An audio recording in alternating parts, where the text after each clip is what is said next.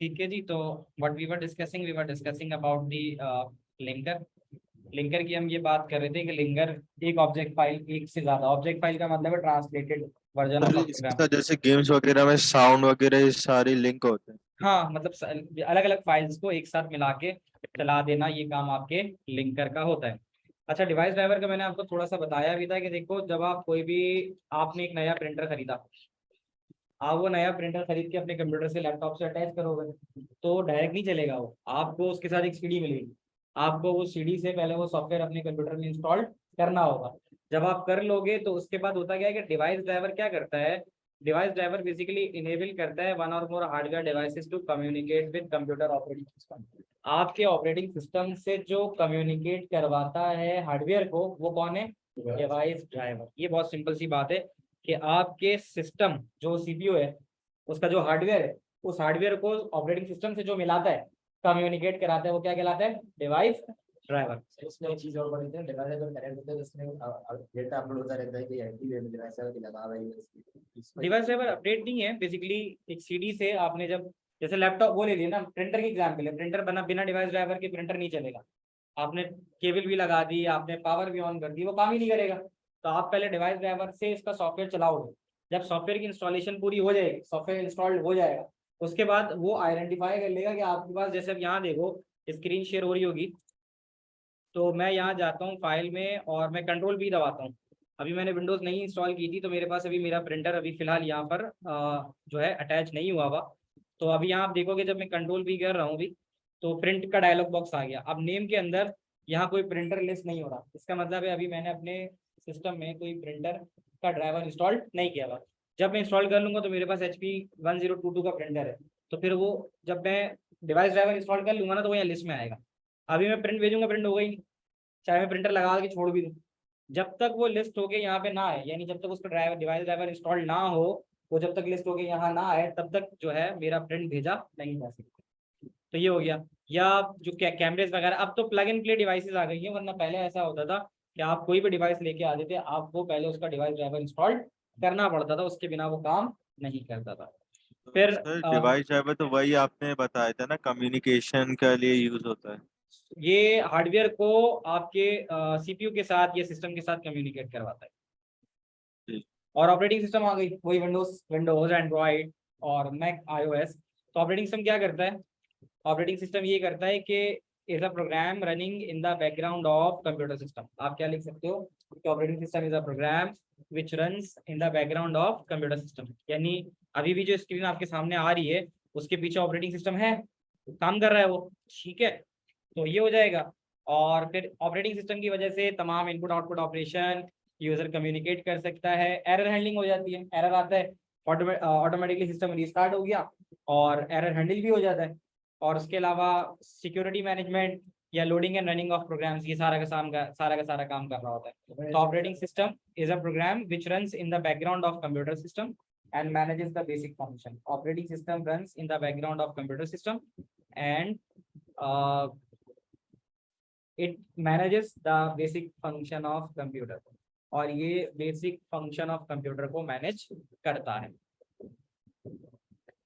Utility की मैंने आपसे अभी बात की थी। यूटिलिटी वो सॉफ्टवेयर होता है, यूटिलिटी वो सॉफ्टवेयर होता है जो design to perform specific task. जैसे आपने वायरस को स्कैन कराना है तो आप एंटीवायरस ले लो, तो antivirus is a utility programme. आप बैकअप फाइल बनाना चाहते हो, आप सिक्योरिटी के लिए, आप स्क्रीन सेवर, ये एक यूटिलिटी प्रोग्राम है। Disk sir defragmentation software. Operating system आप इससे बता देंगे, वो मेरे पास इंटरनेट पर सर। ऑपरेटिंग सिस्टम ये कह रहा है कि is a program that run in the background of computer system. जो कंप्यूटर के बैकग्राउंड पे काम करता है उसको आप कहते हो कि ये ऑपरेटिंग सिस्टम है, विच run in the background of computer system, तो उसको आप ऑपरेटिंग सिस्टम कहते हैं। ये बात समझ में आती है? ठीक है। और जी, यूटिलिटी का इसकी मैंने बता दिया। एग्जांपल्स क्या हो सकती हैं, इसकी ऑपरेटिंग एग्जांपल्स क्या? सिस्टम तो मैक, ऑपरेटिंग सिस्टम की एग्जाम्पल क्या है? मैक हो गया और विंडोज 10 हो गई, एंड्रॉइड हो गया, ये सारी इसकी एग्जाम्पल हो सकती है। लिनक्स हो गया, लिनक्स भी ऑपरेटिंग सिस्टम है। तो एग्जाम्पल अगर आप लिखना चाहो तो एग्जाम्पल में आप लिख सकते हो ऑपरेटिंग सिस्टम की कि विंडोज हो गया, ठीक है, आप लिनक्स लिख सकते हो और आप लिख सकते हो एंड्रॉइड। ये सारी की सारी आपकी एग्जाम्पल्स होती है, ठीक है। और यूटिलिटीज की हमने बात करी कि यूटिलिटी प्रोग्राम वो सॉफ्टवेयर होता है that are designed to Linux perform. क्या होता है? कौन? लिनक्स ऑपरेटिंग सिस्टम है, ठीक है, that are designed to carry out a specific task. तो यूटिलिटीज भी हो गए। यूटिलिटीज में लिख सकते हो कि utility are the program that are designed to perform specific task.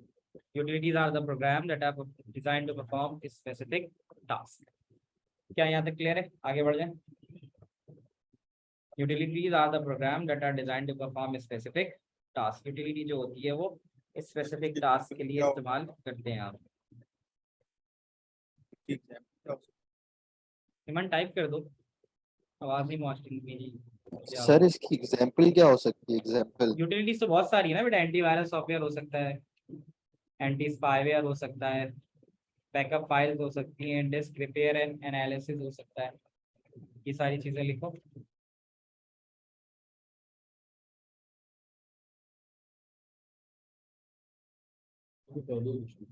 ठीक है, आगे देख लेते हैं नेक्स्ट।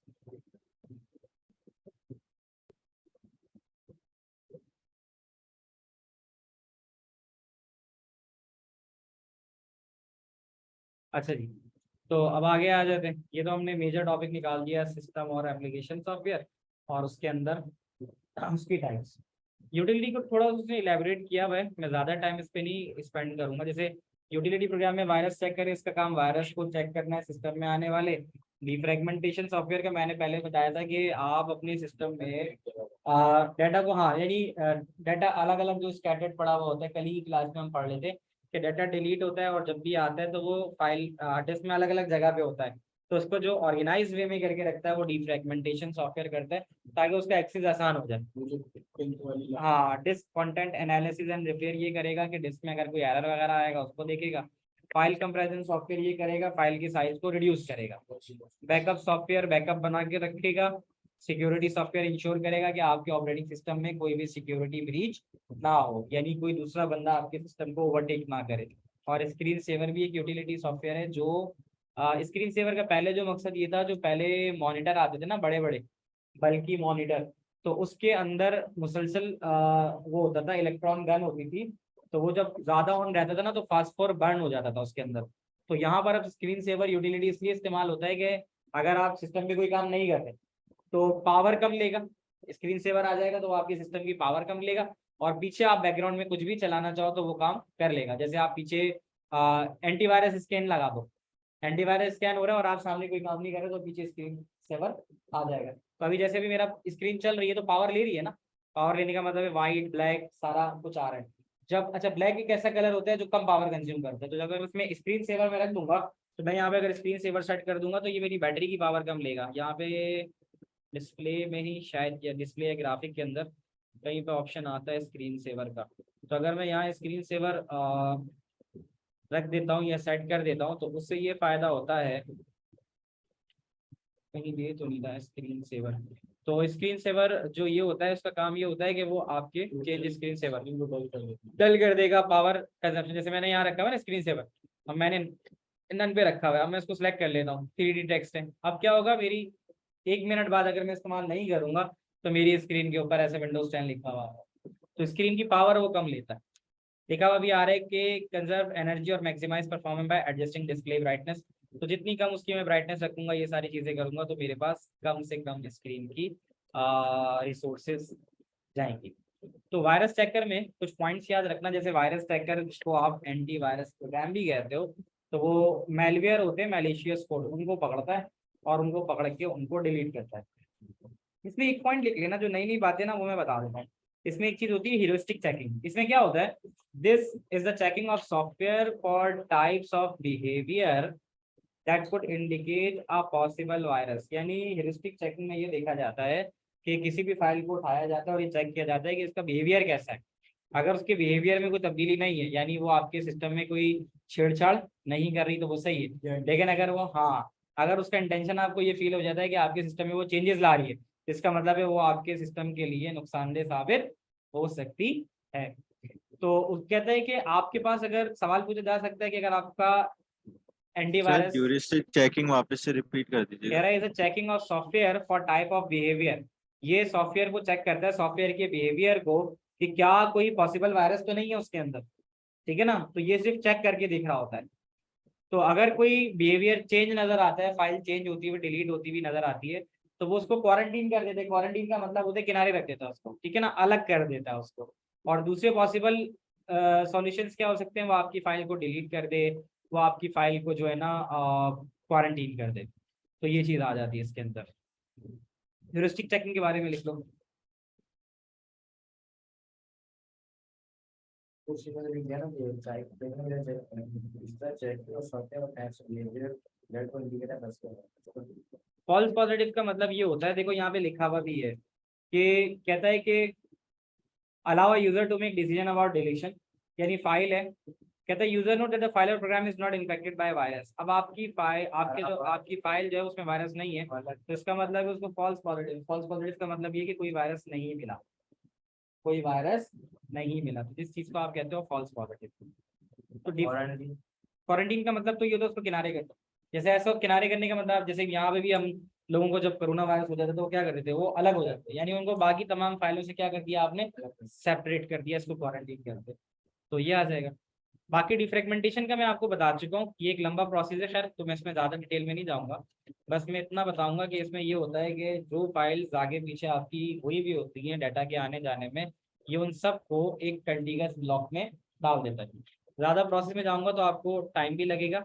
मैं आपको सिर्फ एक छोटी सी चीज़ बताता हूँ कि ज़रा यहाँ देखना, ये डिफ्रेगमेंट से पहले का हिस्सा है, कि इसमें ग्रीन यहाँ पे आ रहा है, और ये वाला पर्पल साइड यहाँ पे आ रहा है, और दूसरे ट्रैक के अंदर यहाँ आ रहा है।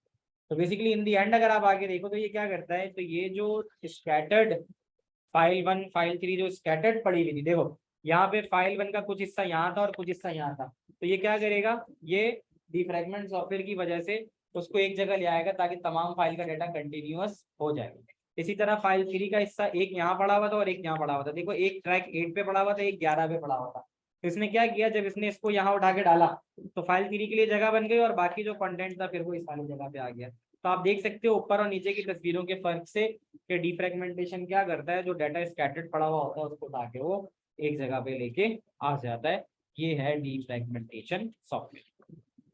फिर उसके बाद एक देखो, जो जो पूरी बुक में आपको जो पॉइंट्स बुलेट्स में नजर आएंगे ना, वो बड़े अहम होते हैं। जैसे कहता है कि अगर आप अपने सिस्टम की टोटल सिक्योरिटी चाहते हो, आप चाहते हो कि मेरा सिस्टम प्रॉपर सिक्योर हो, तो आपने अपने 3 बैकअप रखने। ये there are 3 types of backup. Number 1 कि एक तो जो आपका करंट वर्जन होता है वो आपकी हार्ड डिस्क में या एसएसडी में होता है, नंबर 1। या फिर लोकली बैकअप। अच्छा इसको समझो, वो ये कहते हैं the current version stored on internal hard drive और एसएसडी। यानी एक में अपना अपने डाटा का बैकअप अपनी ही हार्ड ड्राइव में बना लूं, जैसे सी का डाटा जो बैकअप है सी ड्राइव का, उसको मैं डी में बना लूं। दूसरा तरीकाकार ये कि लोकली बैकअप कॉपी, यानी मैं उसको कोई एक्सटर्नल हार्ड डिस्क की एक्सटर्नल एसएसडी लगाऊं अलग से और उसमें डाल दूं। और तीसरा कहता है रिमोट बैकअप। रिमोट बैकअप का मतलब होता है क्लाउड स्टोरेज। यानी बैकअप बनाने के तरीकेकार 3 है। एक तो ये कि मैं अपने ही सिस्टम में उसका बैकअप बना दूं, सिस्टम से मुराद अपनी हार्ड डिस्क, अपनी हार्ड डिस्क में एक बैकअप बना दूं। दूसरा अलग से कोई हार्ड डिस्क यूएसबी लाऊं उसमें बना दूं। और तीसरा क्लाउड स्टोरेज यानी इंटरनेट पे वो डाटा का बैकअप बना दो। आप लोगों ने देखा होगा ना, हम लोग सबका जो डाटा बैकअप होता है व्हाट्सएप का वो जी ड्राइव पे होता है। तो खुदा ना खास्ता किसी का मोबाइल गुम हो गया, खराब हो गया, छिन गया, तो आप गूगल ड्राइव से वो बैकअप उठा सकते हो। तो जो थर्ड एग्जाम्पल है कि रिमोट बैकअप, जो आपका रिमोट बैकअप होता है वो आप क्लाउड स्टोरेज के जरिए एक्सेस कर सकते हो। तो ये वाली चीज भी अपने पास नोट डाउन कर लो, बुलेट्स बना के कि 3 तरह से आप अपने डाटा को बैकअप कर सकते हो। इस तरह की चीजें पूछेगा। जैसे सिक्योरिटी सॉफ्टवेयर है, तो सिक्योरिटी सॉफ्टवेयर का काम क्या होता है, वो मैनेज करता है एक्सेस कंट्रोल और अकाउंट। एक्सेस कंट्रोल का मुराद मेरा कंप्यूटर है तो उसका जो एडमिनिस्ट्रेटर है वो मैं हो गया, और अगर कोई दूसरा मुझसे नीचे लेवल का बंदा उसको यूज करना चाह रहा है तो मैं उसको गेस्ट अकाउंट बना के दे दूंगा। तो उससे फायदा ये होगा कि मेरे सिस्टम के ऊपर वो एज अ गेस्ट आएगा, वो सिर्फ अपना जो भी काम उसको करना है, ब्राउजिंग ब्राउजिंग या कोई वर्ड का काम करना है वो करेगा और चला जाएगा। यानी उस पर एक्सेस मुझे रहेगा और मैं उसने जो भी काम किया होगा मैं उसको उसके ऊपर उसका एक्सेस रखूंगा। तो सिक्योरिटी सॉफ्टवेयर एक काम तो ये करेगा कि मैनेज करेगा। दूसरा लिंक टू अदर यूटिलिटी यानी सिक्योरिटी सॉफ्टवेयर फिर ये भी करेगा कि वायरस चेकर, स्पाईवेयर चेकर वो पूरा चलाएगा। फिर प्रोटेक्ट नेटवर्क इंटरफेस, यानी नेटवर्क पे जब वो होगा, यानी मैं अगर किसी ऑफिस में हूँ और उस ऑफिस में 100 सिस्टम जुड़े हुए हैं मेरे ही कंप्यूटर से, तो अगर उसके ऊपर कोई वायरस आने के चांसेस होंगे तो वो उसको रोकेगा, क्योंकि वो फायरवॉल का इस्तेमाल करेगा और फायरवॉल इंटरनेट पे आने वाले हर डाटा को फिल्टर करता है। फिर हो गया यूजेस इंक्रिप्शन एंड डिक्रिप्शन। आपने पढ़ा हुआ है कि इंक्रिप्शन और डिक्रिप्शन ये होती है hiding the actual information of data. आप अपने डाटा की एक्चुअल इन्फॉर्मेशन को हाइड कर देते हो ताकि अगर कोई इसको इंटरसेप्ट करने की कोशिश भी करे तो उसको वो डाटा समझ में ना आए। Oversee the updating of software, यानी देख रहा होता है कि किस किस चीज की अपडेट रिक्वायर्ड है और किसको अपडेट करना है या किसको अपडेट नहीं करना। स्क्रीन सेवर मैं आपको बता चुका हूँ, पूरे पैराग्राफ में कहानी सुना रहा है कि स्क्रीन सेवर उस वक्त इस्तेमाल होता था। कह रहा है ना कि they were originally developed to protect CRT monitor which supports which would suffer from phosphor burn. तो पहले मुसलसल स्क्रीन के ऊपर इलेक्ट्रॉन गन से जब इलेक्ट्रॉन पड़ते थे स्क्रीन पे तो फॉस्फोर बर्न का मतलब है स्क्रीन के ऊपर बर्न आ जाता था, उससे बचने के लिए इस्तेमाल हुआ। तो कहता है कि जो स्क्रीन सेवर्स होते हैं वो बैकग्राउंड के अंदर जो यूजफुल टास्क होते हैं, जैसे वायरस स्कैन अगर आप चलाना चाह रहे हो, आपको सिस्टम में कोई काम नहीं है, आपको सिर्फ वायरस स्कैन करना है, तो आप सिस्टम के सामने बैठे थोड़ी हो, वायरस स्कैन चला के आप चले जाओ, बैकग्राउंड पे आपका वो है स्क्रीन सेवर चलता रहेगा। या फिर डिस्ट्रीब्यूटेड एप्लीकेशन, अगर आपका कंप्यूटर जैसे किसी ऑनलाइन गेमिंग ऐप में इस्तेमाल हो रहे हैं, आपका सर्वर है, आपका सिस्टम सर्वर है और दूसरे उससे गेम खेल रहे हैं, तो फिर आप अपना सिस्टम बंद नहीं कर सकते, तब भी आप इसका इस्तेमाल कर सकते हो। मैंने डिवाइस ड्राइवर का आपको बता दिया है कि डिवाइस ड्राइवर क्या करता है, वो आपके ऑपरेटिंग सिस्टम से कम्युनिकेट करता है और फिर ट्रांसलेट कर देता है डाटा को उस फॉर्मेट में जो वो हार्डवेयर समझता है, ताकि वो उसी हिसाब से काम करे। तो ये हमने पढ़ लिया था। अब आ जाते हैं ऑपरेटिंग सिस्टम। ऑपरेटिंग सिस्टम में आता है बड़ा अहम सवाल कि what are the task carried out by operating system. तो सबसे पहले समझ लो कि ऑपरेटिंग सिस्टम क्या होता है, उसके बारे में लिख लेना कि हम सिस्टम सॉफ्टवेयर को ऑपरेटिंग सिस्टम भी कहते हैं एक बात, और ऑपरेटिंग सिस्टम जो होता है वो हमें ऐसा एनवायरनमेंट प्रोवाइड करता है जिसमें हम एप्लीकेशन सॉफ्टवेयर को चला सकें। दोबारा बता रहा हूँ कि ऑपरेटिंग सिस्टम हमें ऐसा एनवायरनमेंट प्रोवाइड करता है जिस पर हम एप्लीकेशन सॉफ्टवेयर को चला सकें। देखो मैं ये फॉक्सी रीडर कैसे चला पा रहा हूँ, मेरे पास जब विंडोज है तभी तो चला पा रहा हूँ, विंडोज डिलीट कर दो मैं फॉक्सिट चला ही नहीं पाऊंगा। तो ऑपरेटिंग सिस्टम क्या करता है, ऑपरेटिंग सिस्टम हमें एक ऐसा एनवायरनमेंट प्रोवाइड करता है जिसकी मदद से हम क्या कर सकते हैं, हम डिफरेंट एप्लीकेशन प्रोग्राम को अपने सिस्टम पे चला सकते हैं। तो ये बड़ा अहम पार्ट आता है इसका कि इसके कुछ हिस्से होते हैं। जैसे सवाल आता है what are the task carried out by operating system, कि एक ऑपरेटिंग सिस्टम कौन कौन से टास्क करता है। देखो ऑपरेटिंग सिस्टम मुझे ह्यूमन कंप्यूटर इंटरफेस, मैडम हम इससे अपने दूसरे सॉफ्टवेयर को चला सकते हैं। हाँ मतलब इसकी इसकी बदौलत हम सारे सॉफ्टवेयर इस पे इंस्टॉल कर सकते हैं और उनको चला सकते हैं। ठीक है, तो एक तो ये बात आ गई। तो ह्यूमन कंप्यूटर इंटरफेस का मतलब है कि हम बआसानी कंप्यूटर का, छोटे से छोटा बच्चा भी इतना आसान इंटरफेस बनाया, डबल क्लिक करना है, क्रॉस है, माइनस है, तो ह्यूमन कंप्यूटर इंटरफेस देता है ऑपरेटिंग सिस्टम। ऑपरेटिंग सिस्टम में हम मल्टीटास्किंग कर सकते हैं, देख लो एक साथ कितने सारे प्रोग्राम्स मैंने खोले हैं, मल्टीटास्किंग हो रही है। Platform for running application software, operating system की वजह से ही हम मल्टीपल सॉफ्टवेयर चला सकते हैं। मैनेजमेंट ऑफ यूजर अकाउंट, एक ही सिस्टम में कई सारे यूजर अकाउंट बनाए जा सकते हैं। मैनेजिंग फाइल, अब मैं यहाँ आया और अपने फोल्डर में गया, फोल्डर में ई ड्राइव में गया, अब मैं अपनी इन्हीं फाइल्स को डिफरेंट तरीके से, जैसे मैं सॉर्ट करना चाहता हूँ इनको टाइप के हिसाब से, तो ये टाइप के हिसाब से आ गई। ठीक है, मैं अल्फाबेटिकल करना चाहूँ, मैं साइज के हिसाब पे करना चाहूँ, मैंने साइज पे क्लिक किया तो सबसे बड़ी जो फाइल थी वो आ गई। तो मैनेजमेंट ऑफ फाइल्स का काम भी ऑपरेटिंग सिस्टम का हिस्सा है। और मेमोरी मैनेज करता है, ठीक है, हमने कल पढ़ा था ना वर्चुअल मेमोरी, इस बात को इंश्योर करता है कि मेमोरी भर के क्रैश ना हो। हार्डवेयर पेरिफेरल मैनेजमेंट, जितने भी हार्डवेयर लगे हुए हैं आपके, जैसे माउस, कीबोर्ड, जो जो आप हार्डवेयर कंप्यूटर से अटैच करते हो उन सबको मैनेज का करने का काम भी कौन करता है, ऑपरेटिंग। देखो ऑपरेटिंग सिस्टम बिल्कुल तुम्हारी हमारी रूह की तरह है, जैसे रूह है हमारी बॉडी में तो हमारा हार्डवेयर काम का है, रूह निकाल दो तो हमारा हार्डवेयर कुछ भी नहीं है। तो जैसे हमारी रूह हर चीज मैनेज कर रही है, हमारी रूह मेमोरी मैनेज भी तो करती है ना। मेमोरी मैनेजमेंट क्या है कि हमें पता है कि भाई अभी हम कंप्यूटर पढ़ रहे हैं तो हम कंप्यूटर के सिलेबस में हमारे दिमाग में ये बात आ रही होगी, ये कंटेंट कंप्यूटर के सिलेबस का, जो फिजिक्स पढ़ रहे होते हैं वो फिजिक्स के दिमाग में हमारे हमने बनाई हुई होती जगह जहाँ जा रहा होता है। अच्छा, इंटरप्ट हैंडलिंग रूटीन।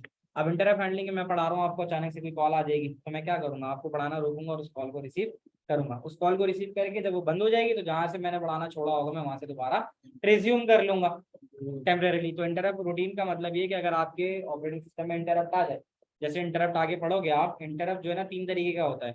एक होता है हार्डवेयर इंटरप्ट, एक होता है सॉफ्टवेयर इंटरप्ट और एक होता है यूजर जनरेटेड इंटरप्ट। तो इंटरप्ट बात निकली है तो पूछो। हाँ, हार्डवेयर ऐसा है जैसे तुमने प्रिंटर पे प्रिंट भेजा और पेपर नहीं था, तो वो तुमसे बोलेगा यार पेपर है नहीं, पेपर डालो, या फिर पेपर जाम हो गया। तो इंटरप्ट आएगा, तो इंटरप्ट को अभी पहले से मैं बता देता हूँ तो आने से पहले। तो इंटरप्ट कहता हूँ कि interrupt is a signal, interrupt के बारे में लिख लो। Interrupt is a signal sent by device to microprocessor. Interrupt is a signal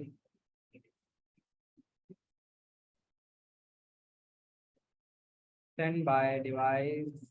एक बात हम बहुत बड़ी होती है, हाई लेवल लैंग्वेज जो कंप्यूटर समझते हैं, इंसान समझते हैं। हाई लेवल लैंग्वेज वो होती है जो easier to understand by human. Low level वो है जो मशीन समझती है, हार्ड नंबर वो मशीन समझती है। हाई लेवल लैंग्वेज हम जो लिखते हैं, the program written by the user is a high level language. High level language sir high level language हम लोग समझते हैं और low level computer. Machine computer समझता है। तो interrupt is a signal send by device to microprocessor to stop what it is doing, to stop what it is doing and service the interrupt. तो जो भी कुछ कर रहा होता है माइक्रोप्रोसेसर उसको रोकता है, और उसको रोकने के बाद जो भी इंटरप्ट आया हुआ होता है तो उसको पहले वो सर्विस करता है। सर्विस करने का मतलब है उसको रिस्पॉन्ड करता है।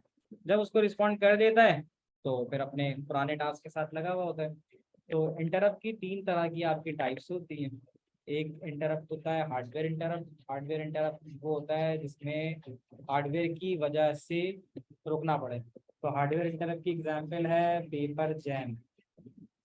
पेपर जैम या पेपर ट्रे में नहीं है, या हार्ड डिस्क का हेड क्रैश हो गया, ये तमाम चीज़ें आपकी एग्जाम्पल हैं हार्डवेयर की। पेपर जैम, हार्ड डिस्क का हेड क्रैश हो गया, हार्ड डिस्क हेड क्रैश,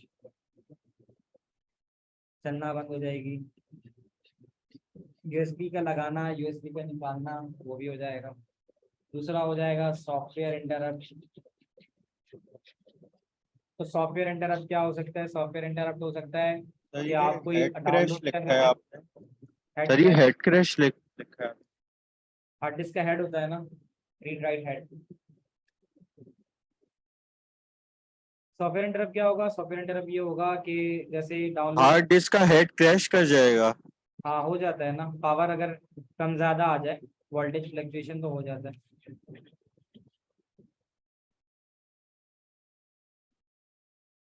आपने डाउनलोड कंप्लीट कर ली, सॉफ्टवेयर इंटरप्ट है। अचानक से आपके पास पॉपअप विंडो आ गई, पॉपअप विंडो आ जाती है ना जैसे कोई अपडेट आ रही है, तो वो भी आपके पास सॉफ्टवेयर इंटरप्ट है। पॉपअप विंडो आ जाती है जो आपसे कहती है अपडेट करो, विंडो फॉर अपडेट, अगर आपसे कुछ अपडेट करने के लिए कह रहा है। तो ये सॉफ्टवेयर इंटरप्ट होता है। फिर एक आखिरी टाइप का इंटरप्ट होता है जिसको आप कहते हो user generated interrupt. User generated interrupt वो इंटरप्ट होता है, यूजर जनरेटेड इंटरप्ट, ठीक है। तो यूजर जनरेटेड इंटरप्ट होता है जो यूजर खुद जनरेट कराता है। जैसे ऑल्टर कंट्रोल डिलीट दबाते हो आप, ठीक है, आपने खुद किया, आपको आपका सिस्टम रिस्पॉन्ड नहीं कर रहा, तो आप ऑल्टर कंट्रोल डिलीट दबाओगे तो वो यूजर जनरेटेड इंटरप्ट दे देगा। यहाँ देखिए, इंटरप्ट हैंडलिंग की हमने बात कर ली कि इंटरप्ट हो जाता है। और सिक्योरिटी मैनेजेस लॉगिन पासवर्ड वगैरह, हर सिस्टम में लैपटॉप में ये चीज़ होती है। तो अब इसमें एक चीज़ आती है तो ये लंबी चौड़ी चीज़, हम इस पे नहीं जाते, हम जाते हैं एक छोटी सी चीज़ याद रख लेना, विम। विम का मतलब होता है विंडोज आइकन मेन्यूज पॉइंटर। जब विंडोज इजाद हुई, जो ऑपरेटिंग सिस्टम विंडोज आई, तो उसको विम कहते थे, क्योंकि विंडोज में क्या क्या होते हैं, आइकन होता है। देखो आइकन का मतलब तो ये है, ये आइकन है, ये जो सारे बने हैं। मेन्यू का मतलब ये होता है कि मैं यहाँ फाइल पे जाऊँगा तो फाइल का मेन्यू आ जाएगा, होम पे जाऊँगा होम का मेन्यू आ जाएगा, ये मेन्यूज कहलाते हैं। और आइकन्स आ गए हमारे पास। आइकन तो हो गया, मेन्यू हो गया। पॉइंटर का मतलब है हम स्क्रीन के ऊपर जो भी ऑब्जेक्ट सेलेक्ट करना चाहें आसानी सेलेक्ट कर सकते हैं। जो पेपर में सवाल आएगा ना वो ये वाला सवाल है कि ये बताओ कि कमांड लाइन और ग्राफिकल यूजर में फ़र्क क्या है। अब कमांड लाइन और ग्राफिकल यूजर में ये फ़र्क है कि जब आप छोटे थे और 95 में पहली विंडोज़ आई थी आपके पास, विंडोज़ 95 जो आई थी वो 95 में पहली विंडो आई थी। उससे पहले का जो एनवायरनमेंट था ना वो क्या था, वो ये था कि कमांड प्रॉम्प्ट, मैं CMD लिखता हूँ, कमांड प्रॉम्प्ट आ गया, मैं इसको बोलता हूँ। तो पहले ये हरी, ये मतलब ये स्क्रीन आती नहीं थी कलरफुल स्क्रीन या कुछ, सिर्फ और सिर्फ जो पहले 95 से पहले कमांड प्रॉम्प्ट था डॉस, वो ये था। और उसको आपको कमांड के जरिए चलाना पड़ता था। अब जैसे CD डॉट डॉट लिखा मैंने, अब देखो मैं C ड्राइव, ये C का मतलब है C ड्राइव, उसमें DIR लिखूंगा तो C के अंदर जो जो फोल्डर पड़े हुए हैं वो नजर आ रहा है। क्या इसमें कहीं वकार नाम का फोल्डर नजर आ रहा है? नहीं है ना। यहाँ से देख लो, ये जो जितना पूरा लगा हुआ है 1020 HP IDM इंटेल, नहीं आ रहा ना। और मैं अगर आपको यहाँ भी खोल के दिखाऊं अपनी C ड्राइव, ये मेरी C ड्राइव है, क्या इसमें यहाँ पे आपको वकार नाम का फोल्डर नजर आ रहा है? नहीं आ रहा। अब आप कहते हो MD वकार, MD वकार यानी मेक डायरेक्टरी, MD वकार किया मैंने, मैं वापस आया C ड्राइव में, वकार आ गया। ठीक है, तो पहले जितना काम होता था वो कमांड के जरिए होता था। अब मैं यहाँ पे दोबारा लिख देता हूँ DIR, अब वकार आ गया। पहले ऊपर विंडोज के बाद कुछ नहीं आ रहा था, अब विंडोज से पहले वकार आ रहा है। DIR में डिस्क इंफॉर्मेशन रिपोर्ट, यानी कमांड्स याद होनी चाहिए इसके लिए। अब मैं लिखता हूँ RD वकार, RD वकार। अब RD वकार से क्या होगा, मैं दोबारा जाऊंगा तो अब उस फोल्डर में वकार मौजूद नहीं है। RD का मतलब रिमूव डायरेक्टरी, मैं फोल्डर बना लिया, मैंने फोल्डर डिलीट कर दिया, फोल्डर में जो भी कुछ करना चाहा मैंने कर लिया। तो पहले जो भी काम होता था ना वो कमांड लाइन पे होता था। तो कमांड लाइन के कुछ अपने फायदे भी थे, कुछ नुकसान भी थे। फायदे अगर देख लो तो एक तो फायदा ये कि यूजर जो होता है वो direct communication with the computer होता है, नंबर 1। और यूजर जो होता है is not restricted to number of predetermined option, यानी यहाँ तो हमारे पास ऑप्शन है ना प्री डिटरमाइंड, जो ऑप्शन दिए हुए हम सिर्फ उसी को इस्तेमाल कर सकते हैं, ऐसा ही है। अच्छा हाँ, it is possible to alter computer configuration setting, आप कमांड लाइन के जरिए कंप्यूटर की सेटिंग्स को चेंज कर सकते थे। और use A small amount of computer memory, ये एक बड़ा अहम पॉइंट था क्योंकि ग्राफिक तो थी नहीं, जहाँ ग्राफिक होगी वहाँ मेमोरी ज्यादा रिक्वायर्ड होगी, तो ग्राफिक है ही नहीं तो ना मेमोरी का ज्यादा